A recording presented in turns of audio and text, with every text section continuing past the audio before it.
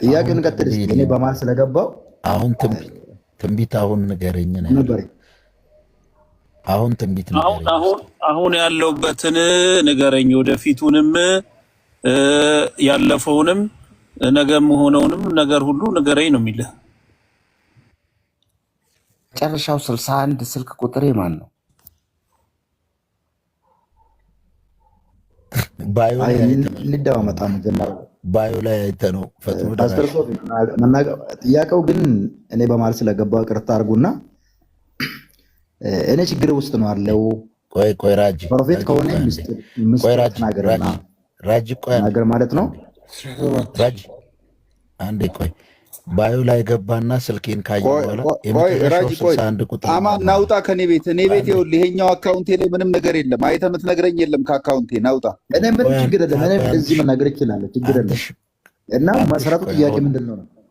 አሁን የሰራውን ድራማ ይኸው እኔ ባዮ ላይ ግቡና ይኸው 11 15 43 61 ይላል ስልኬ። 61 የመጨረሻው ስልክ ቁጥር ማን ነው አለ ባዮ ላይ ሄዶ ማለት ነው። እዚሁ ማለት ነው። አየህ ሲጨንቃቸው እንደዚህ ነው። ባዮ ላይ ግቡ ሁላችሁም እኔ ጋር። አይ ፈጥኖ ደራሽ አዎ ባዮ ላይ ገብቶ እኮ ነው። ባዮ ላይ ዋና ባዮ ፓስተር አለ እኮ ፊት ለፊት አለ እኮ ፓስተር ሶፊ እዚህ ፈጥኖ ደረሰ። እኔ ባዮ ላይ አይገርምም? ፈጥኖ ደራሽ ፓስተር ይሰማል አይሰማል? አማን እየቀጠል ተባለኝ። ፓስተር ሪስፔክት ዩ አከብረሃለሁ። እግዚአብሔር ከእናንተ ጋር ይሁን። ቀጥሉ። ስራ ስላለኝ ልወጣ ነው። እሺ እሺ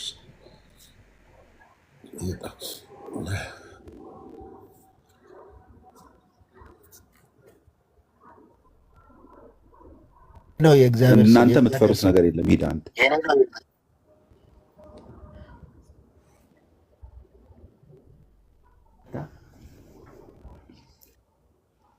ፓስተር ከታች ሌላ ፕሮፌት ካለ አስገባልኝ። እኔ ዛሬ ችግር ሰዓት አንድ ሰቅል እንዳለ አይነት ትንቢት ይነግሩናል። አለበለዚያ በየኪሎ ሜትሩ የሆነች ነገር እያደረጉ ተምታታል። ነገር አገባ አይሰማም እንዴ? እኔ ሌላ ፕሮፌት መሆን አይችልም። ፕሮፌት ሌላ መሆን አይችልም። እና በትክክል መጨረሻው 45 ባንክ የማን ነው? ንግድ ባንክ የመጨረሻው 45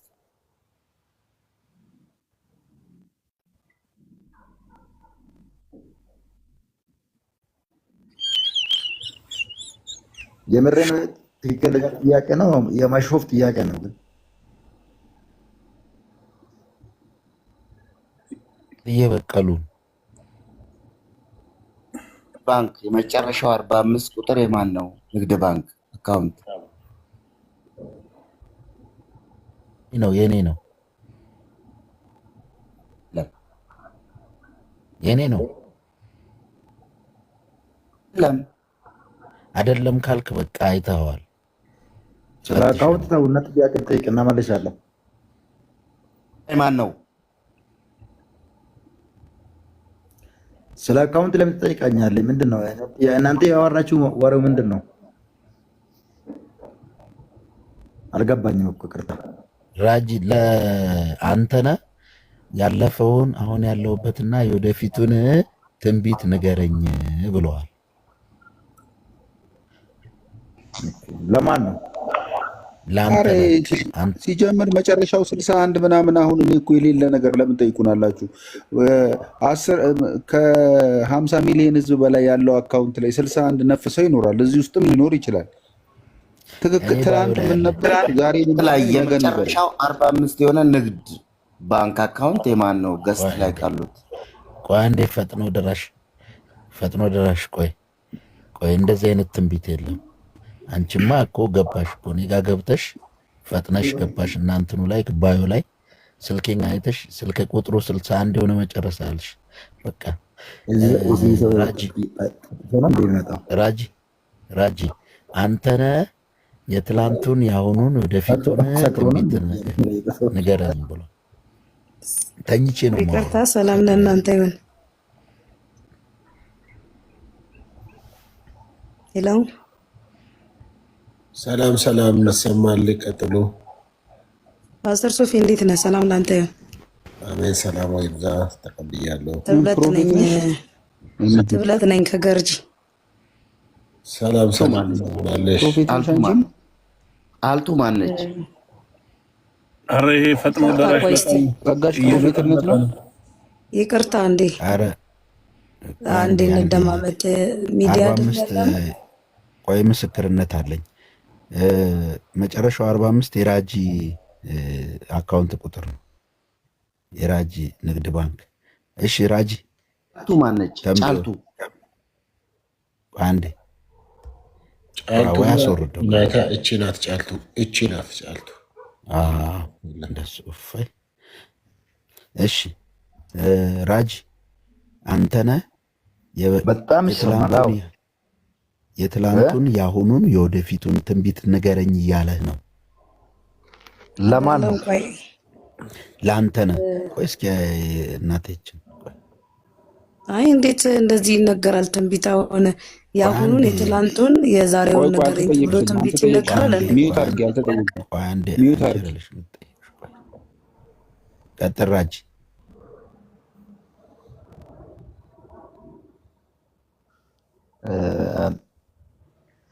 ለዮሐንስ ነው ለማን ነው የምነግረው? ለአንተ ነው። ዮሐንስማ ይታወቃል። ምንም ብታወራ ማንም አይቀበልም። አንተ ነህ አለ ከታች። የማይቀበል እኮ ጥቁር ድንጋይ ብቻ ነው እኮ። ውሃ ከሰማይ ሲዘንብ ጥቁር ድንጋይ ከራሱ የሰማ ጥቁር ድንጋይ አይዘንብም።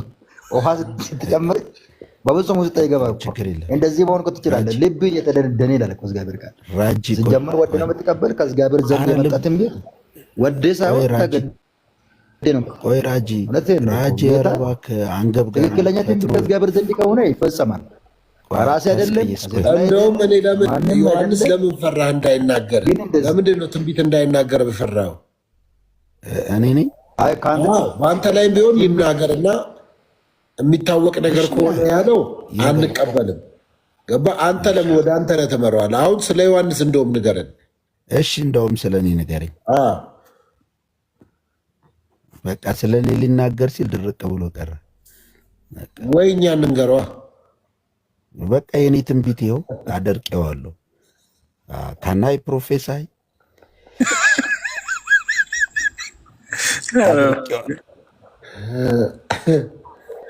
በቃ አስወርጄዋለሁ። እንደው ባየህ የኔ ፕሮፌሲ እንዲህ ነው። ለአንትሽ የሚተነብይ ጠፋ። አንትሽ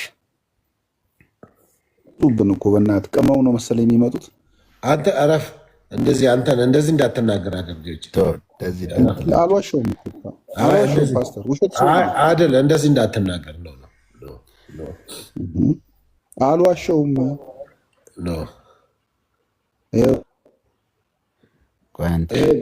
ተነብዩ እንትን አድርጋችሁ።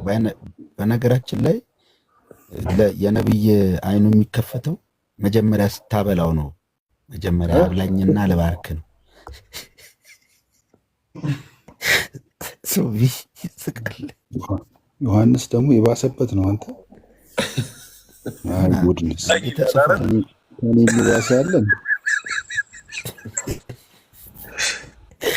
መጀመሪያ አብላኝና ልተንብይ ነው የሚለው። በላኝ አልተነብይም እንዴ? ጠንቋይ ኮኔክት አርግ ከቅባቱ ጋር ተገናኝ። አካውንት ውስጥ አስገባ። ነቢይ ደለለ መጥቷል። አሁን ይደልለኝ አንዴ ንገርልኝ ጆ። እሺ ታለ ነቢይ ደለለ። ነቢይ ደለለኝ አውቀዋለሁ። እንዴት ነቢይ ደለለኝ? እንዴት ነህ?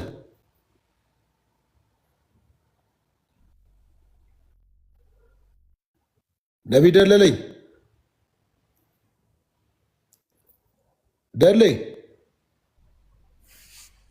ደሉ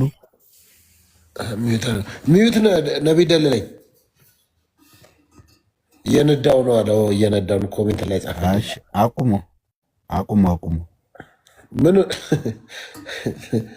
ከሌሊቱ 6 ሰዓት ተኩል እየነዳው ነው። ተሳስተ ነው ምንድን ነው? ወሌ ነው ምን ሳቡን ነው የሚነዳው በዚህ ሰዓት? ምን አውቃለሁ። ክፍለ ሀገር ሹፌር ነህ እንዴ? እኔ የምለው ሶፊ የቅድሙ ግን አሁን ነብይ ነው ነ የለችም።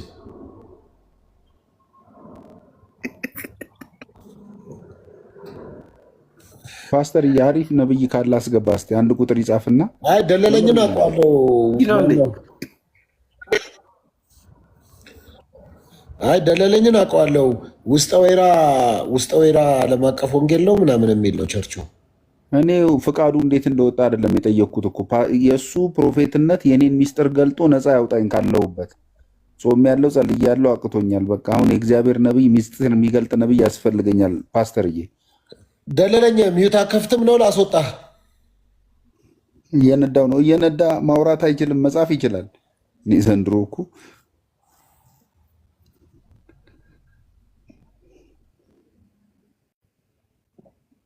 አንድ ከታች መኪና ሊቀይርልኝ ነው መሰለኝ። ጋሪ መኪና አለችው ይለኛል። ኩሽሌታ ነች ወዳጅ አቀይርልኝ።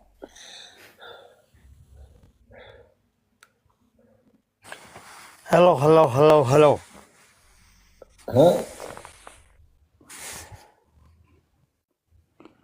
ኦፕሬተር ነው መጣ። አሁን ደግሞ ወይም ነብይ ነኝ ዲል ይሆናል። ቅድም ፈጥኖ ደረሰ። the major one of prophesy. My name is prophet, really prophet. ያው ተገኝቷል። ጆን ጠይቅልኝ።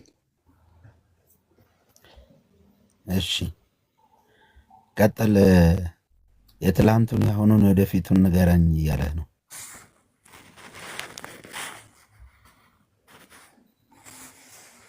ሄሎ ጆን ሪል ይናገሩ። ጆን ምንድነው ሄሎ ሄሎ የምትለው? ደውላ አይደለም እኮ እዚህ ሚዲያ ላይ ነው የመጣው። ዝም አላችኋ? እሺ ይተንቢው። ሪል ፈርቷል። አየው ዮኒ ማን ነው ዮናስ ስለፈራ ይተንቢው። አሁን አንተ በልብ ላይ ያሰብከው ልንገርህ። ንገሩ። አዎ በለኛ። ንገሩ አልኩ እኮ ንገር። ድምፁን ከፍ አድርግልኝ። ቆይ ለእኔ ንገረኝ። ዮሐንስ አንዴ ዝም በል። ለእኔ ንገረኝ። ሜጀር ዋን። አዎ ሰማኝ። እሺ ሁል ጊዜ የአንተ ችግሩ ምንድን ነው? አንድ ቀን አስተምረህ አታውቅም።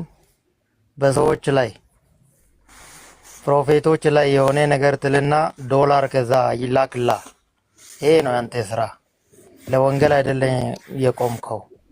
ሰዎችን በመተቸት ሰዎችን የሆነ ነገር ብለህ ጎበዝ ወንድ እኔን አስገባልሃለሁ አንተ ብቻ ይሄን ስራ ብሎ ሰዎችን ለአንተ ተልኮ ይሰጣሉ። አሁን መተንበይ ትችላለህ? አይችልም። ከዚህ ውጭ ሌላ ምን ይሄ ትክክል አይደለም። ለዚህ ነው በቃ አንተም በቃ ያንተ ይሄ ነው እኮ። ለዚህ ነው የትኛው ነው ያንተ ልጅ ነው? ለዮሐንስ ነው? የትኛውን ነው የተናገርከው? ለጆን። ኦኬ አንተ ደግሞ ያው ሶፍ አንተ ደግሞ ያሰብኩት ነው። ቆይ አንተ አስመሳይ ነህ። በልብ ያሰብኩት አንተን ጨርሻለሁ። ነገር መጀመሪያ ጨርስ እንጂ አልጨረስኩም። ቆይ በልብ ያሰብኩትን እኮ ነው የተናገርከው። አሁን ዶላር ይገባልሃል ነቢያት እየተናገርክ አስተምረህ አታውቅም አልክ። በልብ ያሰብኩት ነው ይሄ። በልብ ያሰብከው ልንገርህ ነበር ያልከኝ። ያው ይሄ ነው ያንተ ሁል ጊዜ ያንተ ፕሮፓጋንዳ ያንተ እቅዱን ሀሳቡ ይሄ ነው እንጂ ትክክለኛ ወንጌል ሰዎችን አሁን በልብ ለማስተማር ያሰብኩት ነው። ጎበዝ ይውላችሁ አጨብጭብ። እንግዲህ አሁን በልብ ያሰብከውን ልንገርህ አለ። አዎ አልኩ። ከዛ አንተ ሁሌ ትምህርት አታስተምርም ነቢያት። አንተ ደግሞ ጆኒ ደግሞ ይሄ አሁን እንዴት ነው አንተ ልብ ውስጥ ያለውን የሚነግር? ይሄ ሰውዬ እኮ ያሰበውን አይደለም ምላሱ ላይ ያለውን እኮ ነው የሚያወራው። ለራሱስ ምን የሚያውቀው ነገር ኖሮ ነው? እንኳን እዚህ ውስጥ እርግጠኛ ነኝ ከባቄላ ውጭ ምንም የለውም ይሄ ሰውዬ ውስጡ። ፈስ ማለት ነው።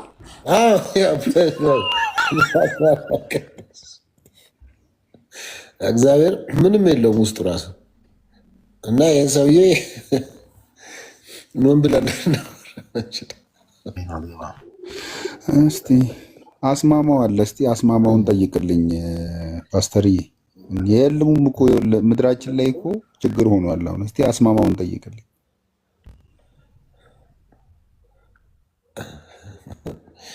ምን አይነት ነገር ውስጥ እንደገባ ዘንድሮ እኔ በእውነት ምን አይነት ነገር እንደሆነ ግራ ፕሮፌት አስማማው ቢሞት ሚዩት አይከፍትም። ቢሞት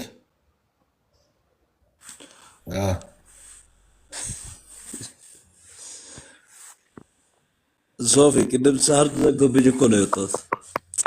ቅድም ገብተህ ነበር ለቀቁ። አንተ እንደዚህ ላድርገህ። አንተማ በትልቁ ነበረኝ። ቪዲዮ ክፈታ። ብዙም እንትን አይደለማ ቦታ። ችግር የለውም። ምን ይሆን ቤት አይደለም እንዴ? ቤት ነኝ። ማብራቱ ትንሽ አብረው እንደ ምን ችግር አለ? ከአምላክና አትፈታተኑን የተባለው እናንተንማ እንፈታተናለን እኛ። ክፈት ቪዲዮ አልመጣም። ፕሮፌት እንወዳደር እንደ ፕሮፌት አንተ ነህ እንዴ? ፀጉሬን አየህ? ኧረ ፀጉር ምንም አይመስልም። በደንብ እመስላለሁ። ነብይ እመስላለሁ። ፀጉር አቀራረጥ ላይ ነው ያልኩህ እንዳይቀርብኝ።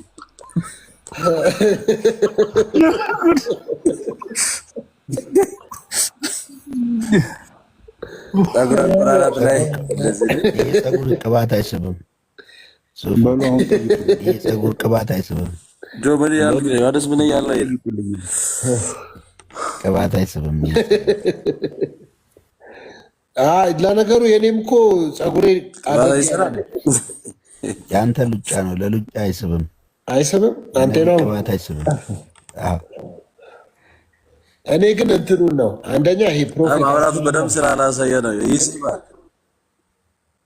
አይስብም። አንተ የአንተ ገብቷል ወደ ውስጥ ግጥም ያለ ነው መሆን ያለበት። በጣም ማደግ አለበት። በአንድ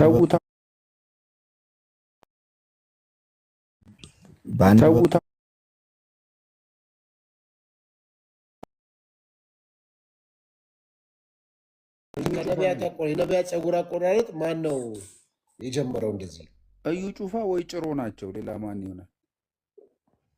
ጭሮማ አንድ ቁጥር ነው የሚቆረጠው። ኧረ ክሊንከት የነቢያት አቆራረጥ የት አለው? ጩፋን የጀመረው በፐርም ነበር ያስጀመራቸው።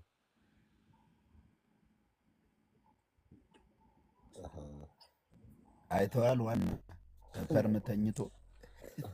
እሺ እና ሰላም ናችሁ ሁላችሁ? የቸርች ነበረ መካነ ኢየሱስ ነበረ ያልከው? በሜዳ በምንድን ነው የምናገኛቸው? እንደዚህ መካነ ኢየሱስ ነኝ ያልከው የት ነበረ? አረ ህይወት ብርሃን መካነ ኢየሱስ ነቢያትን አትሾም። ህይወት ብርሃን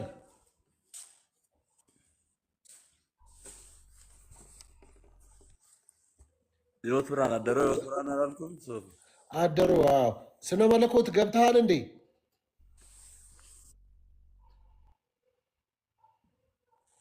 ዲፕሎማ አለኝ። ስንት ዓመት ተምረህ? አሁን ዲግሪውን ጀምሬ ቻሌንጅ እያደረገኝ ነው እንጂ ምን አይገባህም?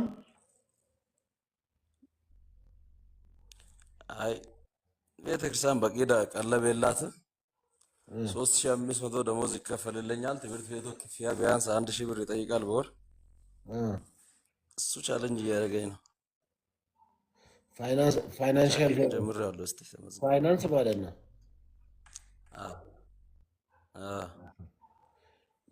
የራስህ የለህም? አይ የለኝም። ራዕይ የለህም? የሚኑ የአገልግሎቱ ኖ ቸርች የመክፈት ምናምን ራዕይ የለህም?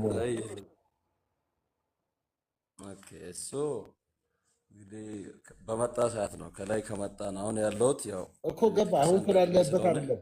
ራዕይ ግን የለህም? በልጅነት ያየኸው ወይም እስካሁን ያየኸው ራዕይ ምናምን ከቸርች አንጻር ማለት ነው። ቸርች ፕላንቲንግ ለማድረግ ነው ወይስ የቱ? ፕላንት ለማድረግ አለኝ። ኧረ ጽፌ ነው የምጸልየው። ኦኬ። ስለዚህ አሁን ህይወት ብርሃን ያሉትን ሰዎች ይዛቸው ለመሄድ ነው የምታስበው? የት? ወደ ራስ ነው። ኧረ እኔ አንድ ሰው እንኳን ይዤ አልሄድም። ምክንያቱም ይማ የተለመደ ነው እኮ ባት ሰው ያሳደገች ከአንዱ ገባኝ። ከዛ ስትወጣ ያው ይዘህ ነው የምትሄደው። ዞሮ ዞሮ የተወሰኑ አሸሮች ምናምን ይዘህ ትሄዳለህ። ማን እኔ ለራሴ ብቻዬን ሊወጣ ያጣሁት ሰው ገና ሰው ይዤ ሊወጣ ሰው ልጅ ይዞ ሊወጣ ሚስት ይዞ ሊወጣ በተቸገረበት ዘመን እኔ ደግሞ ሰው ይዤ በዚህ ኑሮ ውድነት ከምኔ ነው ይዤ የሚወጣው? ብቻህን መውጣት አቅተዋል እንኳን ይዘህ። ስለዚህ አንድን ሰው አለ እንኳን ይዤ ብቻ ባለፈው 2006 ነው መሰለኝ አዲስ አበባ ሲባል ሄድኩ። አዲስ አበባ እንግዲህ ኮዬ ላይ ሄጄ 15 ቀን መቆያ ሲከብደኝ ትቼ መጣሁ ወደ ክፍለ ሀገር። ለምን ምን ኮዬ ፈጬ መተህ ምን ፈርት ልጀምር ነው?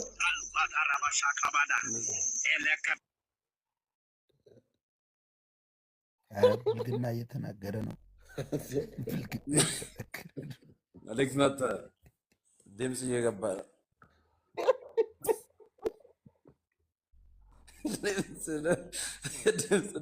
እንግዲህ ሊሳን የሚፈታ ነቢይ ካለ ያው ድምፅ መጥቷል። ስንት ዓመት አገለገልክ ግን ፕሮፌት አስማማው? እዚህ አሁን ባለበት 8ኛ ዓመቴ ነው። ገጠር ላይ ቃለ ሕይወት ነበር እነሱ ጋር ቃለ ሕይወት ወንጌላዊ ነበርክ? አሁን 8ኛ ዓመቴን ይዣለሁ። ወንጌላዊ ነበርክ ቃለ ሕይወት? ኖ አይደለሁም። ነብይ ነበርክ እዛም? ኧረ አይደለሁም። እነሱ አልሾሙም። ነቢይነት የተሾምኩት 2013 ላይ ነው። በዚህ ህይወት ብርሃን 13 ሚያዝያ ሆነ። ኦኬ፣ የሚገርም ነው። እና አዲስ አበባ ለመቅረት ነበር የመጣሁ? ኑሮህን አዲስ አበባ ልመሰረት መጥተህ ነበረ? እንደዛ አስቤ እንትን ትንቢት መጥቶልኝ ነበር። ምን የሚል ትሄዳለህ ተብዬ አዲስ አበባ መኖሪያ ነው ተብዬ። አዲስ አበባ ማን ነው የተነበየልህ እንደዛ? ስንት ያው እዚህ ያለንን ስንት ነቢይ አለ፣ ስንቱ ይቆጠራል እኮ። ምን አሉ? ነቢይ ያጣው አንቴና ብቻ ነው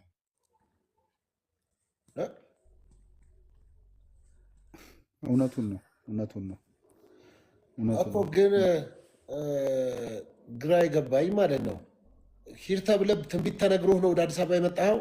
ትሄዳለህ ተባልክ። እዛ ጋ ኮዬ ላይ ወረዳ። እስቲ ታሪኩን ንገረኝ በግልጽ።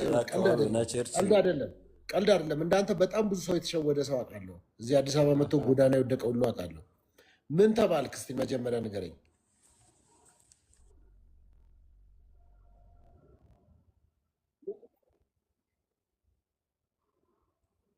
አይ ቸርች የሚፈልጊ ቸርች ይኖራል ተባልክ። ሄድኩ። ሄጄ ቸርቹን ደረስኩ ማለት ነው። ዘርቼ ማገልገልም ጀምሬ ነበር አንድ ሰውዬ ጋር። እሺ። ከዛ በኋላ ላይ ያው እግዚአብሔር ፈቃድ አለው ለምናት ሄጄ መጣ። እንዴ አንተ ወደ አዲስ አበባ ትገባለህ ተብለህ መልእክት ሲመጣልህ አንተ አገልጋይ ነህ፣ ነብይ ነህ። ዲዘርን እንዴት አላረክም? እንዴት አልፈተሽክም? ትንቢትን መርምሩ ይላል እኮ አይደል? ማለት ትንቢቱ ሆነ ተፈጸመ እኮ። እሱም ብቻ አይደለም ሶፊ፣ በትንቢት ብዙ ነገር ሆኗ። የሆነም ሁሉ ደግሞ ያው የሚቸገርበት አንዳንድ ነገር አለ። በእርግጥ እግዚአብሔርም ነገር ሊሆን ይችላል። አሁን እኔ በትንቢት ትዳር አድርጌ አውቃለሁ። እስቲ ምን ማለት ነው? እስቲ ንገረኝ። 3 ዓመት ከኖርኩ በኋላ ትዳር ተበላሸ። ከ3 ዓመት በኋላ ያው ልጅቷ ወደ ጌታ ሄደች፣ አረፈች። በትንቢት ነበር።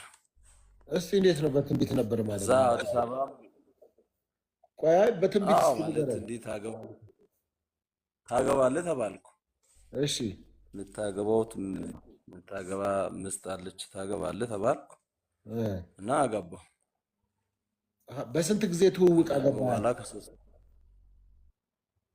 በ2 ወር ኮሮና ጊዜ 2012 ኮሮና መጣ። ያው ኮሮና ቸርች ይዘጋል ሲባል የተዘገበት የመጀመሪያ ይሁድ ቸርች በኢትዮጵያ በአጠቃላይ ቸርች የተዘጋውን ይሁድ ላይ ነው ቃል ኪዳን አድርጌ ያገባዋት ማለት ነው። 2 ወር ነው የምትተዋወቁት? 2 ወር ነው የምትተዋወቁት? አዎ እንዴ የጋብቻ 2 ወር እንዴት ነው መሰለህ ኮሮና ሲመጣ ቸርች ይዘጋል ሲባል በ2 ወራችን ተጋባ። ገባኝ። የጋብቻ ትምህርት አልተማራችሁም? ኮሮና የሚገላቸው መስሏቸው ነው እንጂ ሳያገቡ ተምረናል። መስሏቸው ነው። ያኔ ሰው ሁሉ ሞታለሁ እያለን ነበር። ኧረ ቆይ ይጨርስ እንስማው እስኪ። ሁለት ወር ተማራችሁ? 1 ወር ነው የተማራችሁት ጋብቻ ትምህርት? አንተ ነው ያው ፓስተር እየጠየቀ ያለው በጣም ጠቃሚ ነገር ነው። እኔም እየመለስኩለት ያለው አንድ አቅጣጫ አለ። ከቅድሞ አይቀጥል ንገረን። በ2 ወር ውስጥ እየተወራ ያለው ነገር ስለገባኝ እኔ ደግሞ ወደዚህም ጋብቻ ትምህርት 2 ወር ላይ የሆነው እንደ መሰለኝ እኛ 6 ወር ትምህርት እንማማነው 2 ወር 3 ወር ትምህርት እንማርና ከ6 ወር በኋላ እንጋባለን እያለን ኮሮና ሲመጣ ያው ስለ ኮሮና ደግሞ ቤተክርስቲያን ይዘጋል ተባለ። እዛን ምክንያት ነው እንግዲህ ቸርች እኛን ጠየቁንና ያው ተጋባን ለነገሩ። እሺ ከዛ 3 ዓመት አብራችሁ ኖራችሁ ወደ ጌታ ሄደች ማለት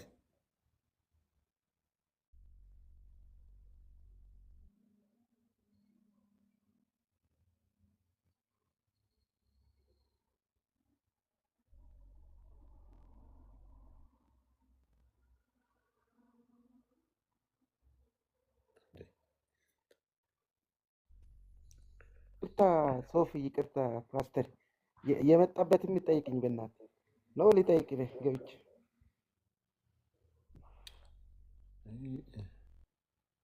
እኔ እኮ ምን አይነት ነው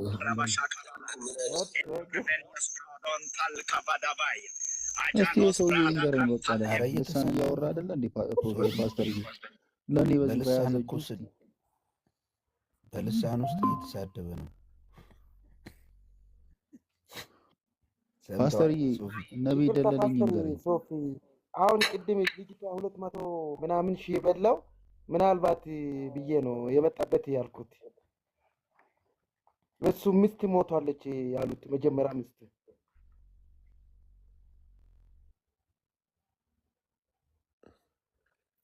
ዘንድሮ እኮ ምን አይነት ፈተና ነው የገጠመን? ዋና እግዚአብሔር ገጽጻችሁ ዋና ወይ ያለ እንዳለ ታውቃለህ። ነቢይ ደለለኝ ማለት ነው አስለቀቅኩ። አሁን ሶፊ እዚህ ጋር ከአገልግሎቴ ጎን እንዲቆሙ ብር ይሰበስባል በኢየሱስ እያለ ነው። በልስ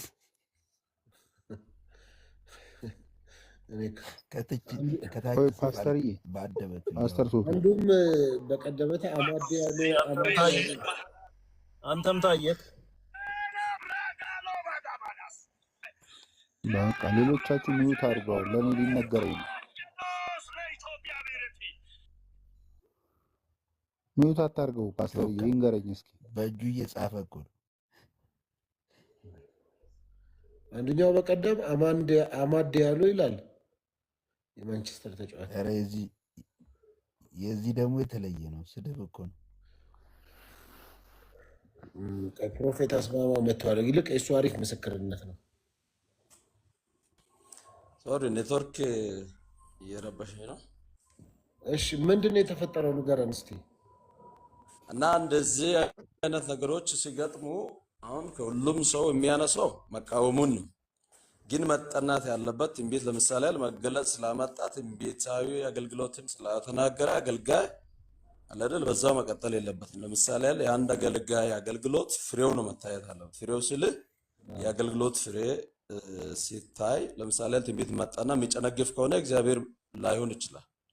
አብዛኞቹ አገልጋዮች ለምሳሌ ትንቢት ከልጅቷ ጋር ስትጋባ የእግዚአብሔር ፈቃድ ነው ተብለ ትንቢት ስለመጣ ነው ወዳሃት ነበረ? ትንቢት መጥቷል። ከዛ ከልጅቷ ጋር ደግሞ አንተ አታውቃትም፣ የማታውቅ ልጅ ናት። ቤተሰቧንም ሀገሯንም መታቅም የሚባል ነገር ያው የተረጋገጠ ነገር መጣ ማለት ነው። ከዛም በኋላ ደግሞ አንድ አገልጋይ እንደዚህ አይነት ልጅ አለች ላገናኝ ያለ ተገናኘን። ከዛም በኋላ ወደደች እና ግን የገጠመው ነገር ከትዳር በኋላ ያለው ነገር ነው የከፋው። እግዚአብሔር ተናግሮ ከሰጣ እኔ እንደዚህ አይነት ነገር ያው ኤርሚያስ ላይ የተናገረው እግዚአብሔር ቃል እኔ ለእናንተ ማስባትን ሐሳብ አውቃለሁ ፍጻሜና ተስፋ የሰጣችሁ ዘንድ የሰላም ሐሳብ እንጂ የክፉ አይደለም ማለት። የእግዚአብሔር ትንቢት ከሆነ የእግዚአብሔር አገልግሎት ከሆነ እኔም ጋር ከመጣ እኔም ማገለግለው አገልግሎት የሰላም መሆን አለበት፣ የሚቀጥል መሆን አለበት፣ ቀጣይነት ያለው ተስፋ ሰጪ መሆን አለበት እና እንደዚህ አይነት አገልግሎት አዲስ አበባ ሄጄ ለምሳሌ እዛን ሰዓት አዲስ አበባ ሄጄ ያለውን ገንዘብ ወይ ኪሴን ጨርሼ ነው እንጂ የመጣሁት ምንም ማለት የተሳካ ነገር አላገኘው። ከዛ በኋላ ቁጭ አልኩ። እኔ አሁን የትም አገልግሎት አልሄድም። የትም አገልጋይ ጋር ማንም አገልጋይ ጋር ለመሄድ ይቸገራሉ በዚህ ሰዓት በጣም። አዎ ግን እማታውቃትን ልጅ ነው ትንቢት ተተነበየልህ ታገባታለህ አለ። አንዱኛው ነብይ ደግሞ ራሱ የተነበየልን ያስተዋወቀህ ይሄኛው ዘማሪ ነው። እንደውም እሱም በሌላ የተገናኛት እንጂ እሱም እኮ ብዙም አያውቃትም። እሺ አግባት ብሎ ነው ያመጣልህ አይደል? ላገናኝ ብሎ አገናኘኝ። እሺ ተዋወቃችሁ? አወቅን። ከተዋወቅን በኋላ ቸርች ማለት እንደዚህ ጀምሬያለሁ ብዬ ነገርኳቸው እና ያው ወደ እሷም ቸርች ሄድን። አላባ ነው እሷ ቸርች ጋር አላባ ቁጥር 1 ቃለ ሕይወት እና ከዛም በኋላ ያው የጋብቻን ውል እዛ ተፈራርመን መጣን። ቃል ኪዳን ትምህርት ተማሪን። መሀል ላይ ግን ያው ኮሮና ሲመጣ ያው ይሄን ያክል ደረጃ ከደረሳችሁ ተባልንና ያው ተጋባን እና እኔ እያልኩለት ምንድነው ትንቢቱ ለምን ይጨነግፋል? ድርቱ ላይ ብዙ አይነት ትንቢት እየሰማ ነው። ያ ትንቢት ሁሉ ይጨነግፋል። እነዚህ ነገሮች ላይ ደግሞ ያው ሰውም እውቀት ሊኖረው ይገባል። አሁን ለምሳሌ ዛሬ እንኳን የሆነ ኢሞ ግሩፕ ላይ አንድ አገልጋይ እያገለገለ አገልግሎት እየጨረሰ መጨረሻ አካባቢ ላይ አንድ ልጅ ጋር ምን አለ፣ አሁን እኔ እንደወጣው በዚህ ጉባኤ ውስጥ የሚጣሉ ሰዎች ይኖራል አለ። በዛው ተጣሉ። አሁን ግሩፑን እንደዛ በትነው ወጣ ማለት ነው። ተጣሉ። እንደዚህ አይነት ነገሮች አሉ እና ሁሉም ሰው ያው በነቢይነት ይቸገራል። እኔም አልቸገርበት ነገር አለኝ።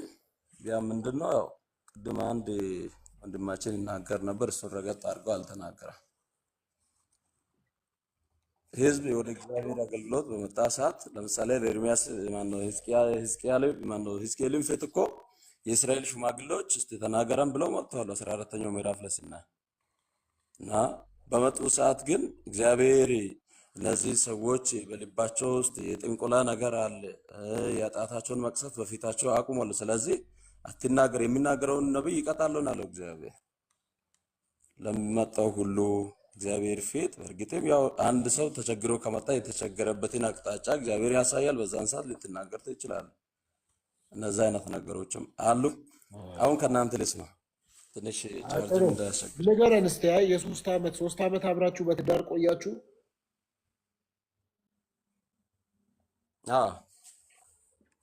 ከዛ ምን ተፈጠረ?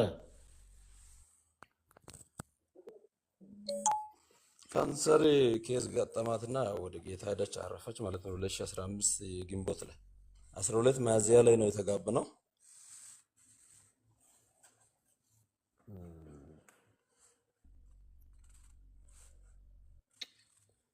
አይዞ በርታ።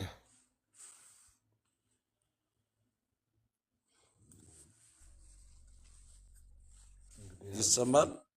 ኔትወርክ እያዘ እንዳይሆን። አይሰማው መስሎ በርታ። እንግዲህ ስለዚህ አንተ ነህ ችግር ውስጥ ነኝ ያለሁት ከዛ ችግር ውስጥ መውጣት እፈልጋለሁ ብሏል እና ያው አንተ እንግዲህ የሕዝቅኤልን 14ኛው ምዕራፍ ተናግረህ አውርተሃል እና ንገሩኝ ስላለ አንተም አገልጋይ ስለሆንክ ንገረው።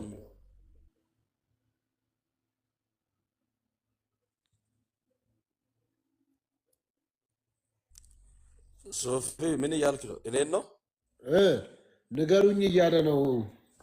አንተ ነህ